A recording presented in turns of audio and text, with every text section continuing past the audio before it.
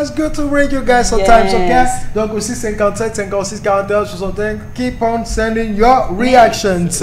Now, let's enter into our main debate of the day.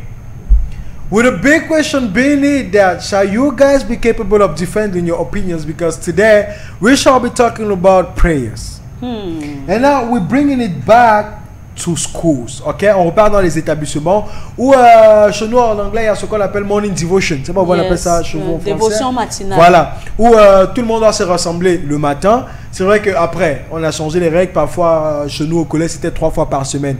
Donc, le lundi, le mercredi et le vendredi. Après, on a changé, c'était déjà le lundi et le vendredi. But this is very important because it is a ground where they teach students civilities.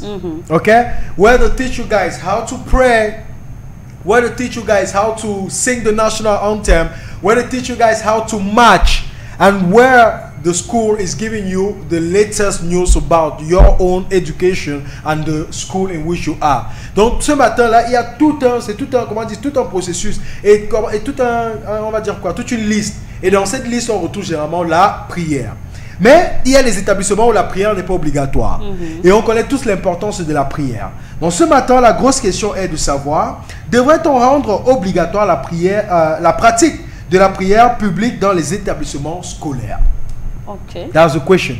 Now, Mrs. Marie Christelle, first question to you is, have you ever gone to a school where there was no prayer in the morning? Ouais, bien sûr. Tous les établissements que j'ai fait. Sérieux? Oui, on priait quoi? Tous les établissements non, un peu de sérieux. Mais je suis sérieuse. Mais si tu veux citer les établissements, ils me disent si on priait souvent. Wow, mais attends, je te promets que j'ai pas fait d'établissement où... Ça veut dire que nous, les anglophones, nous avons des différents des francophones. Peut-être, hein, vraiment tous les établissements. Que de la CIL, parce que j'ai pas fait de maternelle, de la CIL à Istag. Donc, tout ça, j'ai traversé en passant par soi. Tu vois un peu, il n'y a pas d'école là-bas. Bon, il faut aussi dire, j'ai appris que chez les francophones, c'est comme s'il n'y a pas cette matière religion. Non, non, non. On n'a pas la matière religieuse. Pourquoi? Wow. That's kind of terrible. Je sens qu'on va devoir se dire des trucs aujourd'hui. Donc, she went to most schools where prayers were in the morning. Par contre, mes sœurs, oui, parce qu'elles ont fait des établissements catholiques, Notre-Dame des Victoires. Oui, non, là c'est différent. Là, oui, il y avait Saint-Joseph aussi. Donc, du coup, quand elles arrivaient le matin... Là, on va dire jamais que c'est obligatoire. Oui, quand elles arrivent le matin, tu laisses l'enfant au portail comme ça, elle se retourne même plus, mais elle entre comme ça à l'école avec les mains déjà. On dit, wow, ça faisait du bien de savoir qu'elles étaient dans cet environnement-là. Seriously? Oui. Now, I come to understand why we really need to talk about this question. But before we go deep into it, I would say for us Anglophones, I'm talking about the English educational system, not just, quand il dit us Anglophones, c'est pas le nord-ouest ou le sud-ouest. No, I'm talking about the English educational system, which are schools we can find, whether be it in Bafoussam, whether be it in Yaoundé or anywhere, it is obligatory. Quand c'est obligatory, it's not something that it's in the law. Like, c'est pas dans la loi, c'est pas que c'est la loi que, mais comment dire, selon la morale des instituteurs anglophones, c'est important de toujours avoir ça. Parce que when we used to go to college, there was this week where you don't know, where everyone is panicking because you might be the one that will pick to come and lead us into prayer, or you might be the one that will pick to come and sing the national anthem. Voilà les deux choses qu'on faisait généralement. Donc chaque matin, il y a 2 élèves qui savent que gars ils vont passer et on te met devant tout le monde. Et il y a toi qui viens mener, parce que mener les gens à la prière. Et normalement c'est rien de difficile. You just come, our Father, tout le monde qui parle. Who art in heaven, hallowed be thy name, thy kingdom come. Donc en fait, chez nous c'est comme une culture. Et c'est vrai que quand moi j'étais à l'école primaire précisément, on chantait beaucoup. On chantait, c'est-à-dire que... Et tout ce qu'on chantait ramenait par exemple à l'histoire de notre pays, ramenait au fait d'aimer, mais vraiment rien de religieux. Par contre, quand mon fils vient m'apprendre une nouvelle chanson, tout ça c'est... C'est toujours les choses avec Dieu. Je demande que l'enfant, s'il est dans une église de réveil, ou bien c'est comment, tu vois un peu. Il n'a pas de chant qu'on lui apprend à l'école qui n'ait rien à voir avec, avec Dieu en fait, avec le côté religieux.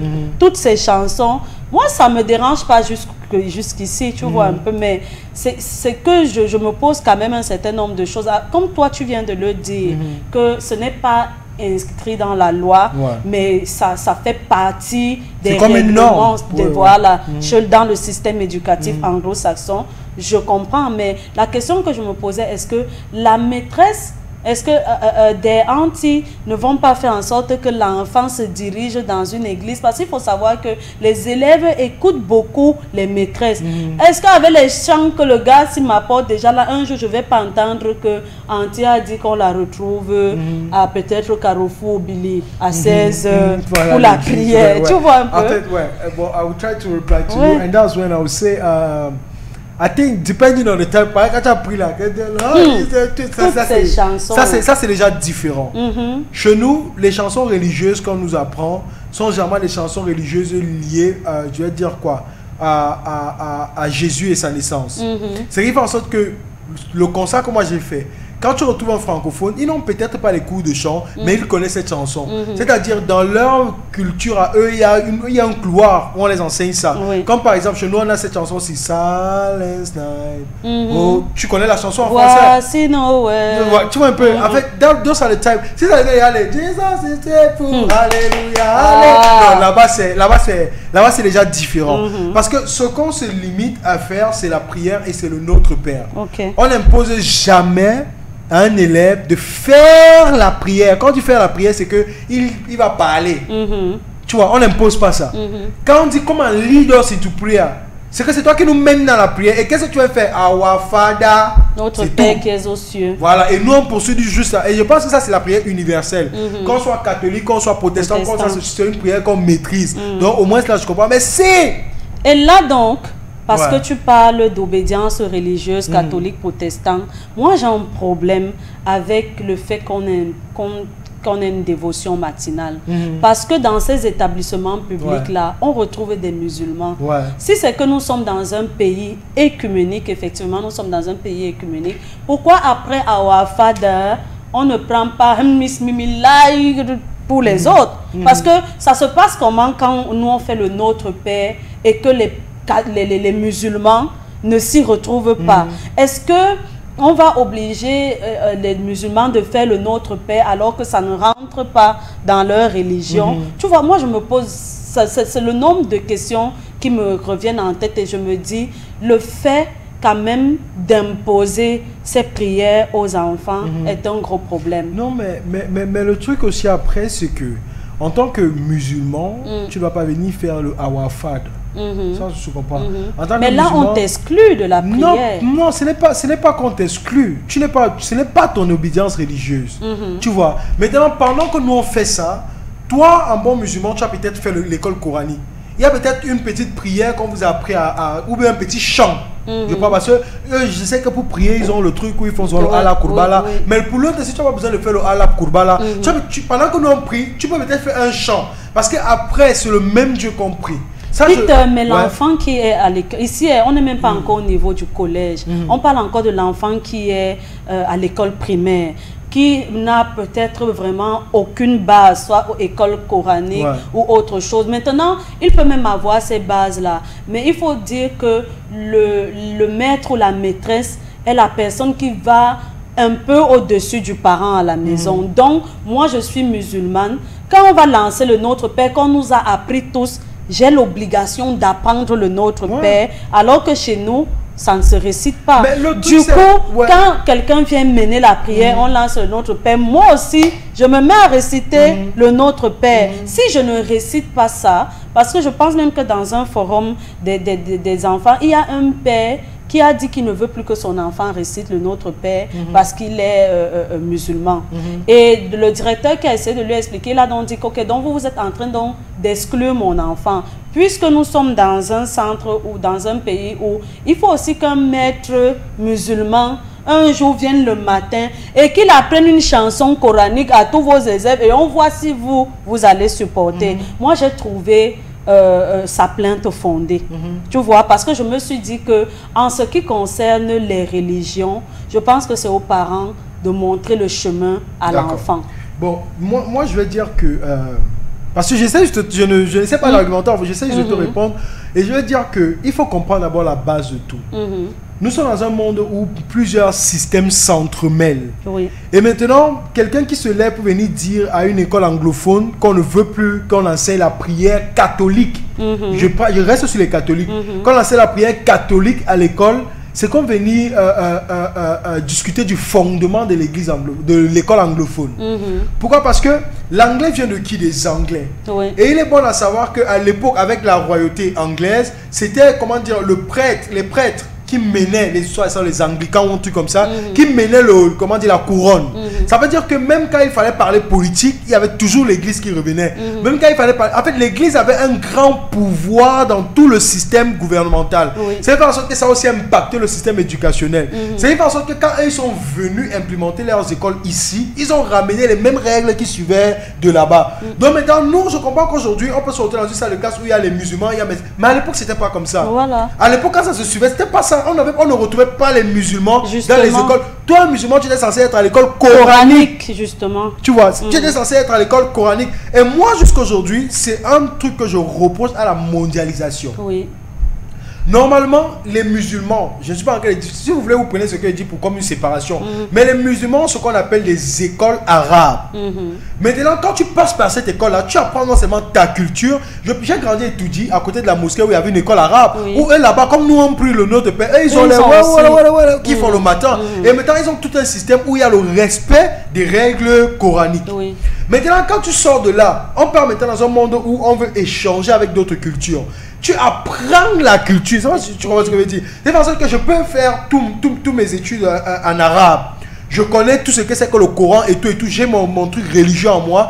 Mais maintenant, si je veux discuter avec toi, qui est peut-être une... Bon, je ne vais pas dire Bassa. Parce que bon, c'est vrai quand même que quand on parle chez les Bassa, c'est l'église comment dire, chrétienne qui domine. Donc maintenant, pour entrer dans ta culture à toi, je dois apprendre aussi ce qui est de ta langue de base. Ok? Quand on parle de langue de base, le colonisateur, c'était qui? De ton côté, le français. Donc tu maîtrises le français. J'apprends donc le français. Et toi aussi, tu apprends donc l'arabe. Et maintenant, dans un domaine bien précis, on peut échanger. Mais de nos jours, c'est tout un désordre. Un parent musulman se lève, il dit qu'il veut que son enfant aille dans l'école anglophone. Et maintenant, ce que je t'ai dit au départ, que quand on lance la prière, le musulman peut. Ce n'est pas ce que moi j'ai vu mes amis musulmans faire. Parce que si tu ne peux pas, on va te foutre parce que tu ne pries pas. Et maintenant, tu es obligé de maîtriser nos prières. Et quand on prie, tu es obligé de prier. Et toi, musulman, peut parfois t'appeler que toi, comme un leader, c'est du prière. Et quand tu nous lis du prière, c'est pas oh Allah, c'est que c'est le notre Père. Tu vois. Mais maintenant, l'école, ce que je veux commencer, c'est qu'on ne peut pas blâmer l'école parce qu'ils suivent leur système de base. D'accord. Tu vois, non? Mais si c'est un système, tu vois, si c'est il faut qu'on précise bien. Si c'est que vous êtes dans une école publique, bilingue ou anglophone et tout, il faut qu'on vous précise. Parce qu'aujourd'hui, on a collège catholique François-Xavier Vogt. On sait que là-bas, que tu sois musulman ou pas, tu es au départ préparé en sachant que c'est un établissement catholique. Pareil pour le collège La Retraite, pareil pour Saint-Benoît, pareil pour l'école primaire Saint-Joseph ou bien Notre-Dame des Victoires. C'est-à-dire ce sont des écoles qui te montrent déjà que voilà notre socle, voilà notre base. Quand tu viens là, quelle que soit ton obédience, témoin de Jéhovah ou machin, tu vas t'arrimer à nos règles parce que le nom de notre école te montre déjà notre fonctionnement. Maintenant, pour les établissements qui ne sont pas, voilà, qui sont anglophones.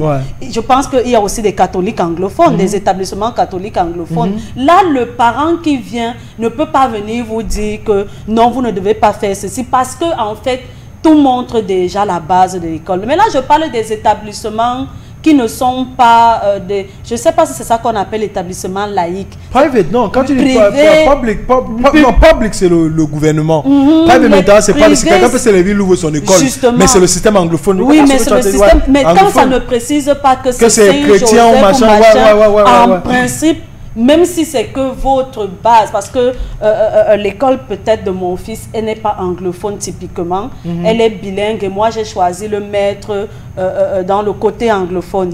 Mais on leur apprend tout en même temps quand ils sont dans leur cours là. C'est-à-dire que aujourd'hui, on va chanter l'hymne national en français, demain on va chanter ça en anglais. Aujourd'hui, le Notre Père sera en français, demain ça sera en anglais. Moi, personnellement, je n'ai rien contre parce que ça rentre dans mon système religieux. C'est-à-dire qu'il soit catholique ou qu'il soit protestant, je ne trouve aucun problème à cela. Mais je t'ai parlé des chansons qu'il ramène où ça suscite une interrogation dans ma tête que mais quand moi j'étais à l'école prière, on te disait salut, salut, au terre de mon enfant. C'est-à-dire on te montre ce qui est relié à ton pays, ta culture. Mais l'autre, c'est qu'on est déjà en train de dire on a ma Jesus Lord, oh, it be Lord. Je dis que Non, c'est où c'est... En fait, c'est ça que je suis en train de dire. Tu vois un peu. C'est où c'est maintenant, moi, je mauvais. n'ai pas encore pris, je sais pas moi, peut-être, je n'ai pas encore trouvé l'importance de demander à la maîtresse que les chansons que tu lui apprends, tu apprends à tes élèves là, est-ce que l'établissement est au courant ou pas? Normalement. Et qu'est-ce que je remarque, c'est que tout ce qui va dans le système anglophone va trop dans le côté religieux. J'ai l'impression qu'ils ont une bataille qu'ils mènent contre je ne sais qui fait qu'ils prient. En fait, c'est ça, c'est la base là que je veux te faire comprendre. Tu te souviens, on a vu un reportage d'une chroniqueuse de comment on appelle la chaîne, j'oublie, de Afro ça s'appelle African Style, où elle a rencontré des personnes. Mais avant de prendre la parole, c'était des personnes anglophones ou bien du système anglo-saxon qui ont commencé par on remercie l'Éternel parce qu'il nous a permis d'arriver à ce jour. Tu vois un peu, c'est-à-dire, toi on te pose la bonne question simple, on te dit un bonjour. Pour dire le bonjour, tu remercies Dieu, alors que l'émission n'est pas une émission religieuse. Donc là, ça me fait comprendre effectivement ce que tu dis, que le socle du système, la base du sur la religion. C'est ce que beaucoup, c'est ce que beaucoup, en fait, si j'avais par exemple les moyens, je t'aurais peut-être payé un voyage pour que tu ailles en Angleterre, pour voir comment là-bas ça se passe. Les grandes familles en Angleterre, tu vois, quand on parle de riches, chez nous ici, c'est que non, il te faut avoir un grand camp. Chez nous, ce qui symbolisait, comment dire, la puissance de ta maison, c'est la chapelle que tu construisais à côté. Dis donc. Oui, une chapelle où les gens moins riches que toi pouvaient venir à l'intérieur prier. Pourquoi ils ont tellement cette importance rattachée à la religion. Il y a un gros impact aujourd'hui. Tout le monde sait que quand tu regardes l'éducation d'un enfant du système francophone et d'un de l'autre, tu as plus l'impression que le système anglo-saxon, ils sont plus respectueux, ils sont plus posés. Tout ça va de la base de la religion. Moi, je suis complètement d'accord. Le truc même, c'est que ce n'est pas seulement de la base de la religion. D'accord. Restons sur la base de l'histoire de l'Angleterre. L'Angleterre qui est la terre-mère de l'anglais. Tu vois, non? Parce que même les Américains, c'est l'Angleterre. Tu vois, non? Maintenant, quand on parle de plus respectueux, l'Angleterre a longtemps été une monarchie. Et ils sont ceux-là qui ont su maintenir cette monarchie-là jusqu'à présent. C'est pour ça que dans une monarchie, on parle plus des règles de respect mutuel. Si tu parles des écoles anglophones, même pour les filles, on dit que tu arrêtes ta jupe, tu te fais comme ça là. Tu vois un peu là, chez nous les hommes, c'est ça ne vient pas de la religion. Non, du tout. Ça vient de la monarchie, de tout un système monarque, tu vois. Et c'est ça qui s'entremêle. Et ce qui vient encore en deuxième partie, c'est la religion dont tu parles, qui est un truc qu'on vous enseigne, c'est obligatoire chez eux. C'est c'est le socle de... Parce que si on parle par exemple en Angleterre, c'est bizarre que tu dises que tu n'es pas croyant. Maintenant, avec la mondialisation, les choses sont devenues bizarres. On retrouve les catholiques, mais je pense que l'église qui domine en Angleterre, c'est l'église anglicane. Oui, c'est l'église anglicane. Parce que tu vois, quand la reine meurt, la reine qui est, la tête de la structure de l'État, tu vois, quand elle meurt, dès que la famille finit là, l'église anglicane récupère le corps, ils partent faire la chose. Tu vois un peu. En fait, c'est censé vous dire quelques trucs. Mais même chose qu'on revient peut-être dans les établissements. Il y a toujours ces petites chapelles, il y a toujours ceci. Et chez eux, ce n'est pas une question de savoir si l'école est catholique ou pas. C'est une manière de vivre de la population. Oui, mais là on est en Angleterre. Oui, maintenant, ils nous ont colonisés. Ce sont les résidus. Maintenant, selon la norme, c'est pourquoi moi je ne suis pas d'accord, c'est qu'on impose ça aux enfants, sachant que de nos jours, on peut retrouver des musulmans, de ceci, de cela, de ceci dans une même salle de classe. C'est où ça devient problématique. Mais à la fin, ce n'est pas, moi, ayant fait uniquement le système anglophone, ce n'est pas un truc qu'on t'impose. Mais comme tu as dit, c'est que tu dois t'acclimater à ça, parce que après tu auras les problèmes. Mais maintenant, les anglophones n'insultent pas la religion des autres. Du tout. Ça, c'est un truc qu'ils ne font pas. Parce que nous, par exemple, on devient égoïste où, quand on fait par exemple le cours de religion, le cours de religion est divisé en deux parties. Il y a l'histoire chrétienne et il y a l'histoire musulmane. Et nous, maintenant qu'on arrive dans l'histoire des musulmans, ça ne nous intéresse plus. Mais maintenant, tu es obligé de maîtriser l'histoire des musulmans parce que c'est ça qui te permet de passer la matière. Tu vois un peu. Et c'est l'un des moments où les gars se sentent vraiment impliqués. C'est où les gars se sentent vraiment impliqués. Mais maintenant, parlons des collèges ou des établissements bilingues. Dans les établissements bilingues, c'est le corps dirigeant qui décide du système. Je dis quoi?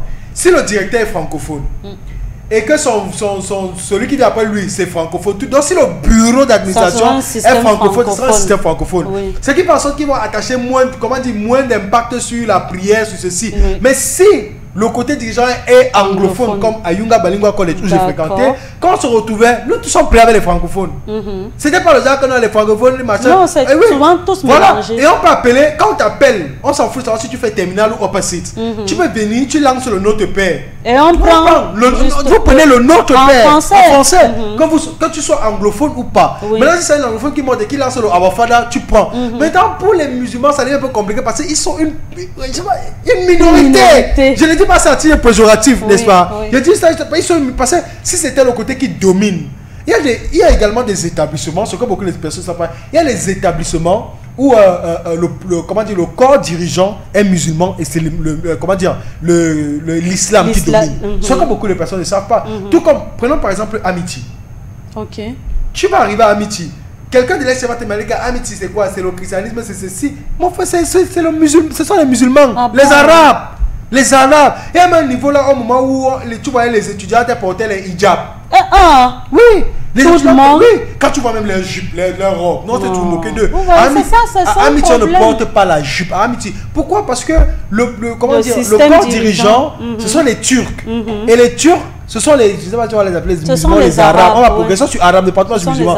Maintenant, c'est cette culture-là qui vous impose. Tu vas arriver même là-bas, à chaque fois qu'il y a une fête turque, c'est même plus grande à l'école que le 25 décembre. Le 25 décembre devient plus grand. Pourquoi? Parce que selon le gouvernement, on vous donne le congé, ils sont obligés de respecter ça. Tu vois. Mais selon le calendrier, à chaque fois qu'il y a une fête à l'école, on va commencer à demander aux parents, venez avec ceci, venez avec cela. Vous vous retrouvez, vous Camerounais, à fêter une fête turque parce que vous avez envoyé vos enfants dans une école que vous pensez être cher et bien. D'accord. C'est la même chose. Maintenant, quand les gens, quand un francophone, c'est comme moi je sais d'un parent francophone qui envoie son enfant dans une école anglophone, c'est qui se dit qu'il veut que son enfant ait une bonne éducation. Et ça, c'est vrai. Mais est-ce qu'il y a donc pas un impact? Je ne sais pas, c'est moi qui dois poser les questions. Non, je suis d'accord. Il y a un gros impact. Oui. Ok? Un gros impact à quel niveau? Au niveau où un musulman qui vient, forcément qu'on va tuer ta culture, forcément qu'on va tuer ta religion. Mais maintenant, ce que moi je respecte beaucoup avec les musulmans sont ces seuls-là qui, à part mettre leurs enfants au monde, ont également un couloir où ils mettent les enfants à leur religion. Quand un protestant vient dans une école catholique, il ne revient pas à la maison pour qu'on lui ramène voilà. Les musulmans, non seulement ils ont la mosquée qui est l'église, qui est aussi l'église chez les protestants, ils ont l'école coranique. Et laissez-moi vous dire que l'école coranique domine plus sur l'enfant que ce qui vient apprendre le goût à Wafada à l'école anglophone. Ça domine. Tu vois un peu. C'est parce qu'ils sont dans ce couloir-là. Et maintenant, un autre problème que moi j'ai toujours trouvé, qui est un problème très pertinent, qu'on pourra aussi ramener dans le sujet, c'est le fait qu'on veut imposer à ces enfants musulmans la manière de faire chrétienne. Justement. Parce que généralement, tu vas voir un enfant qui avec son hijab. On lui dit à l'école, enlève ça, on ne vient pas avec le foulard à l'école, vous n'êtes pas sérieux. Je ne sais pas si tu comprends. Oui, bien sûr. Voilà. Mais maintenant, ce que les gens ne savent aussi, c'est que c'est nous qui aimons le désordre. C'est nous qui aimons le désordre. Je prends la ville de Yaoundé. Vous êtes musulmans. Il y a des écoles musulmanes anglophones. C'est ce que moi je pense. Si tu veux qu'on en fasse, il y a des écoles musulmanes anglophones, il y a des écoles musulmanes francophones, et il y a des écoles musulmanes arabes. Beaucoup de personnes ne savent pas ça. Donc pour toute religion, je pense, et même les baptistes ont leur école. Voilà, les protestants, ils ont leurs écoles. Les machins, donc si tu veux trop être axé sur la religion, tu envoies donc ton fils. C'est ce que je disais quand je citais les noms des établissements en disant que si moi, musulman, je me lève pour aller au collège, je n'irai pas me plaindre là-bas de la façon dont les prières et tout, parce qu'ils m'ont déjà montré. Alors que moi, musulman, je sais qu'il y a des écoles arabes ou des écoles coraniques. Et tu ne pars pas mettre là-bas. C'est que je suis en train de chercher moi-même les problèmes. Donc, en fait... moi, je pense que quand même, il devrait faire une sorte d'éducation aux parents. Dire aux parents, par exemple, que parce que ce que moi, je ne savais pas, c'est que la religion était un cours normal, comme si on a histoire ou géographie. Moi, j'ai pas fait religion. Quand on compose le ordinary level, on compose ça. Non, moi, je n'ai pas fait religion. Ce que je sais de l'église aujourd'hui, c'est parce que j'ai été occulte pour enfant. Moi, je n'ai pas appris l'église à l'école, ni la Bible, ni un anglophone. Donc maintenant, quand le parent vient, il devrait... Et puis, il y a ça maintenant rarement, réunion des parents d'élèves. Depuis que les WhatsApp existent, qu'on peut tout envoyer sur WhatsApp, il n'y a plus de rassemblement de parents d'élèves où quelqu'un va poser son problème et que peut-être le directeur de cet établissement lui donne une réponse comme celle que tu viens de me donner partant de l'Angleterre. Moi, j'étais vraiment pas au courant de ce genre de choses. Et certainement, il y a des parents qui ne sont pas au courant. Et ils ne sont pas au courant, pourquoi? Parce que le message ne passe pas. Et quand tu vas voir un parent musulman qui vient se plaindre, on va faire comme s'il aime les problèmes. Que ces gens-là, ils sont toujours extrémistes. Donc, simplement pour le Notre Père, lui, il est déjà en train de dire qu'on exclut ses enfants et tout. Alors que en réalité, on devrait lui donner une réponse qui va le rassurer ou bien qui va lui montrer lui-même la faute d'avoir amené son enfant dans cette école. Thank you so much, Mrs. Marie-Christelle. And I'll try to say that un enfant qui suit le système anglophone et qui, à la maison, ils sont dans un domaine totalement croyant, un francophone ne peut pas facilement parler Bible avec lui. Parce que nous, ça sont les choses. Et quand on commence, tu vois, comme tu fais le cours, la Première Guerre mondiale, on vient un matin, on te met des stories of Noé. Donc tu apprends l'histoire de Noé, tu apprends ça, et maintenant tu viens, on te donne les 10 commandements, on te donne ceci, c'est la même chose qu'on fait avec l'islam. Quand les nous aujourd'hui on connaît les Oudman d'Anfodio, les ceci, c'est là, les djihad, les ceci, parce que oui, c'est parce qu'on vous impose ça. Même chose que chez nous on fait en histoire. Et c'est un truc, je ne vends pas ce système, mais c'est un truc que j'apprécie beaucoup. Le cours d'histoire est comme une rotation. Quand tu arrives en terminale et que tu fais history, il y a ce qu'on appelle Cameroun history. On sélectionne dans chaque région les tribus, on vous apprend les histoires de toutes les tribus. C'est qui parce que quand il dit toutes les tribus, c'est que peut-être à l'est, on prend peut-être la tribu, peut-être Maka, c'est Maka. Les Makas. Oui, on va t'apprendre, on va t'enseigner les Makas. Mais maintenant, quelqu'un qui est d'une autre tribu de l'Est ne doit pas venir se plaindre. Parce qu'on peut aussi vous enseigner pour tout le monde. Donc on choisit ceux pour qui, comment dire, ceux dont l'histoire a marqué le Cameroun. Même chose avec le Nord. Et toi, quand tu ressors de là en tant que Camerounais, tu connais l'histoire de tel frère, tel frère, tel frère, tel frère, tel frère, tel frère. Sans être du nord-ouest, on suivait des histoires où il y a des villages comme le village, ça c'est le village à côté du lac Oku, où c'était le village avait voyagé sur une feuille, le lac avait voyagé sur une feuille. Ça c'est l'histoire qui se dit là-bas. Mais toi, si tu restes en tant que non, je ne connais pas la culture, les gens là, tu ne vas pas connaître, mais sinon tu comptes apprendre. C'est toi qui me parlais des les Afro-Acom. Ça c'est les choses qu'on t'enseigne à l'école. Donc en fait, ils font l'effort de toucher un peu à tout. De toucher un peu à tout. À ce qui concerne notre histoire. Notre histoire, tu vois. Mais maintenant, la base, je répète encore pour qu'à la maison vous pouvez un peu retenir, la base du système anglophone, de l'anglais même, laissons le système anglophone, la royauté et la religion. Je pense que c'est chez eux même que l'église avait Tchakala, l'église catholique, jusqu'à les protestants sont sortis de là avec William Wilberforce qui avait écrit les points contre l'église catholique et tout, après les protestants sont... Tu vois un peu, c'est vrai qu'on nous fait croire que Rome, non. L'église catholique, il y a une époque où l'église catholique était à la tête du monde. Et maintenant, quel pays était le pays le plus puissant de ce monde-là? C'était l'Angleterre. Et tout pays qu'ils ont conquis a cette forte présence de la religion. Pourquoi? Parce qu'à une époque même, le roi n'était que un instrument du pape. Et le pape ne vivait pas à Rome ou en Italie. Le pape, comment dire, c'était pas le pape, c'était le... Oui, c'était le pape. C'était le pape qu'on parlait de pape. Pape dit pape ceci, pape cela. S'il vivait, je pense qu'il y a même un film, les Quatre Mousquetaires. C'est ça, les Quatre Mousquetaires. Ça c'était en France. Parce que même chez les Français, il y a eu une forte présence de la religion. Bien sûr. Il y avait cette période-là où c'était comment dire, la tête de l'église qui disait au chef comment. Voilà. Et maintenant en Angleterre, l'Angleterre ne dépend pas du Vatican. Non. En Angleterre, le chef de l'église, c'est le roi. Le chef de l'église, c'est le roi. Et quand le roi, même quand il prête serment, parmi protéger le peuple, protéger ceci, il a protégé la religion. Ce que beaucoup de personnes ne savent pas. Et les joyaux du trône qu'on te donne, c'est quoi? Tu vas voir le truc là, c'est à la croix. Tu vas voir le petit bijou là, c'est à la croix. Tu vois, il y a la religion dedans. Mais maintenant, parce que les gens, comme les parents de chaque cité là, ont voulu combattre, on a donné ils ont commencé à protester. Ils ont scindé. On a dit que maintenant il y a le premier ministre qui va gérer les affaires du gouvernement. Le roi, tu vois un peu. Il reste à titre symbolique. Ce truc là. That's kind of the story behind Mrs. Marie-Christelle. Donc, maintenant, revenons donc à la conclusion. Pour toi, c'est un oui ou c'est un non Devrait-on rendre obligatoire? Obligatoire. Moi, je vais dire non. Je vais dire non. Ce qu'on devrait rendre obligatoire, c'est l'éducation civique, l'éducation morale. Parce qu'à partir de là, l'enfant aussi a une certaine base où il sait ce qu'il doit faire ou ce qu'il ne va pas faire.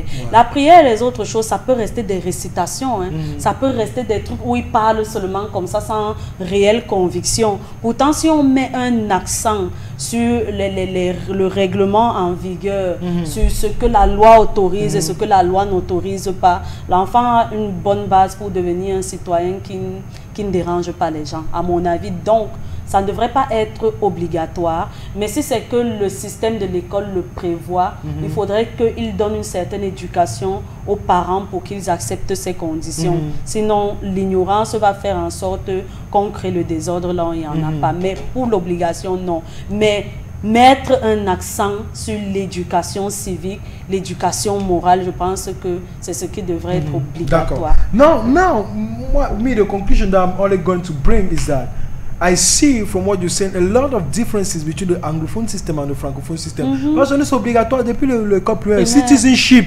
Tu vas faire citizenship. Et citizenship, pour faire ce que tu as voulu, ça devient de plus en plus complexe. Il y a même un niveau où on va t'apprendre tes droits en tant que votant. On dit que si tu ne votes pas, c'est ce que tu vois, ça devient tout. Et moi je dis c'est un système que j'apprécie beaucoup. Mais maintenant aussi, pour des problèmes pareils, il faut aussi que les parents s'éduquent. Oui. Ok? Quand on dit les parents s'éduquent, c'est que quand vous mettez votre enfant dans une école, rapprochez-vous de cette école-là pour comprendre comment est-ce que cette école-là fonctionne. Ça, c'est un truc que les anglophones ont compris. Moi, francophone dans une école anglophone, bon, quand je dis francophone, c'est que j'ai grandi avec les francophones. À chaque fois qu'il y avait une réunion de parents d'élèves, je remarquais que le taux de parents francophones qui venaient était très... qui ne venaient pas. Tu vois, un grand nombre. Ils ne venaient presque pas. Mais 99,9% des parents anglophones qui avaient ces enfants dans les écoles, ils envoyaient quelqu'un ou bien ils venaient. Et c'est ce qui fait en sorte qu'entre les professeurs et les parents, ça fait un lien. Et du coup, l'enfant aussi qui est à la maison, de ces liens. Justement. Parce que dans la salle de classe, tu vas te rendre compte que le pauvre parlait, hey, I'll tell your mother, elle trop ça, I'll tell your mother, I'll tell your father. Quand un professeur, c'est que les parents ne savent pas, connaît ton parent, laisse-moi te dire que toi, l'enfant, tu es très suivi. Parce que quand le professeur te voit, il veut toujours une histoire qui va te raconter sur ton enfant. Et pour qu'il ait des histoires, il faut qu'il mette l'œil. C'est ça, effectivement. Mais chez les francophones, c'est un truc que le parent part à l'école seulement quand on l'a convoqué. Seulement donc, quand on la convocation. Voilà. Ou bien quand on renvoie l'enfant, tu vas aller revendiquer tout et tout. Donc honnêtement, si on veut critiquer un système, suivons d'abord les règles de ce système-là. Et honnêtement, l'école, l'établissement, c'est où on nous apprend à penser. Et eux-mêmes aussi, ils doivent être capables d'accepter la critique. Quand il y a un problème, toi, parent, lève-toi, va à l'école, va te plaindre, ils vont t'écouter et ils vont trouver une solution. Il y a des établissements où si peut-être on fouette, toi tu vas comprendre que tu ne veux pas qu'on fouette ton enfant, mais ça l'amiable. Soit ils vont te rembourser ta pension, tu parles avec ton enfant, soit on le fait ton enfant et tu acceptes les règles. C'est comme ça. It's how it goes. You cannot be, je suis ici là, moi j'envoie mon enfant là-bas, ce qu'on fait, mesdames, moi je me lève pour venir critiquer. Non, you're not doing. Mesdames, c'est aussi une insulte ce qu'on dit parfois que on conseille à beaucoup de parents d'envoyer les enfants dans le système anglophone. Ok? Mais moi je dis toujours ça doit être un cross-section.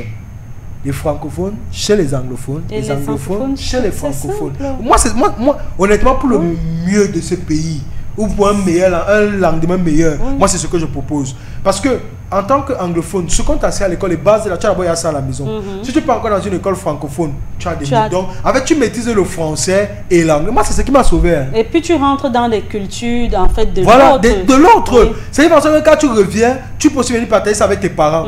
Et finalement ça crée ce qu'on appelle la compréhension. Si aujourd'hui on combat beaucoup le tribalisme, parce qu'on va traiter les Camerounais parfois de tribalisme, mais ce n'est qu'une infime partie des Camerounais qui sont tribalistes. Je suis anglophone, je travaille avec une francophone de 1, je suis Bakouré, je travaille avec une Bassa de 2, mais c'est pas parce que je t'estime Bassa qui va me lever te dire un mot parce qu'il t'estime Bassa que j'ai un dédain pour cette tribu. Non, non, et ça c'est à l'école qu'on apprend ça. Parce qu'à l'école, on a quand même appris que non, un enfant Bassa ne va pas seulement aller au village, à l'école en Ngorliko. Parce qu'en allant à l'école en Ngorliko, vous ne progressez que c'est là donc que je parle ouais. d'éducation civique, en fait. Parce que c'est à partir de là qu'on va montrer à l'enfant qu'il faut une certaine cohésion, sociale. même si c'est qu'il y a une différence de culture Culturelle avec l'autre. Voilà, il faut que vous soyez ensemble parce qu'en réalité, c'est ça qui va créer que tu puisses faire ci ou tu puisses faire cela. Sinon, tu n'es pas sûr que ton frère va t'accepter dans sa structure. Il faudrait que tu puisses t'entendre avec l'autre. Moi, je vais prendre un exemple qui est vraiment bizarre.